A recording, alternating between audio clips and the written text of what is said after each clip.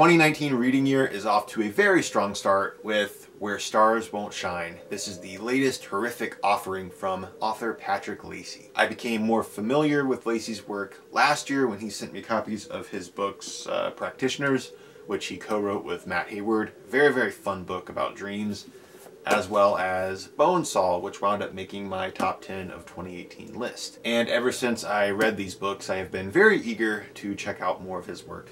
And thanks to the fine folks over at Grindhouse Press, we now have Where Stars Won't Shine, which is yet another home run for Patrick Lacey. The story here is actually a lot like Practitioners and Bonesaw, in that they all take place in small Massachusetts towns that are slowly coming undone. I know that Patrick actually lives in Massachusetts and he tends to set most of his stories there, so I don't mind that a single bit. I love New England. I would love to live there someday, so getting to read about Massachusetts from somebody who lives there is really cool. So Where Stars Won't Shine takes place in Marlow, Massachusetts, which is the home of Tucker Ashton, who is responsible for the murder of hundreds of people years ago. Ashton is then caught and taken to prison, and then one day a few years later he simply vanishes from his jail cell. At this exact same time, a woman named Ivy Longwood, who is the girlfriend of one of Tucker Ashton's victims, goes back to Marlow, Massachusetts because she has this thought in her head that she is being called there by some unseen forces. But when she gets to Marlow, she finds that the town is not the same as it used to be. It's very different, it's very strange,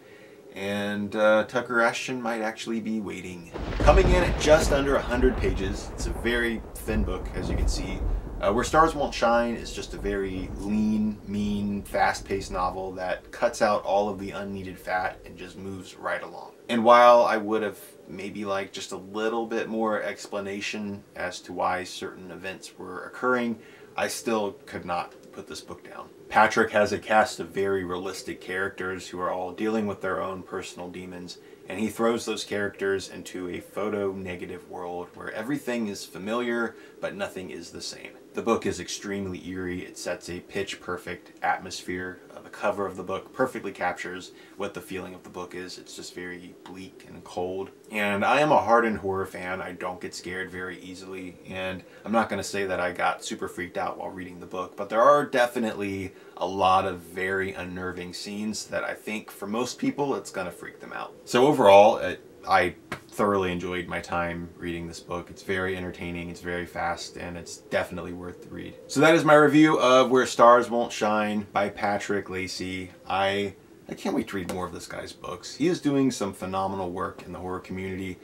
He's got several books under his belt already, and this just kind of proves how versatile he is as a writer. He's doing some cool stuff. Definitely go check out his books. If you're interested, I will leave links down below in the graveyard where you can go and order a copy, and I really hope that you guys enjoyed this video. I will be back very soon with another.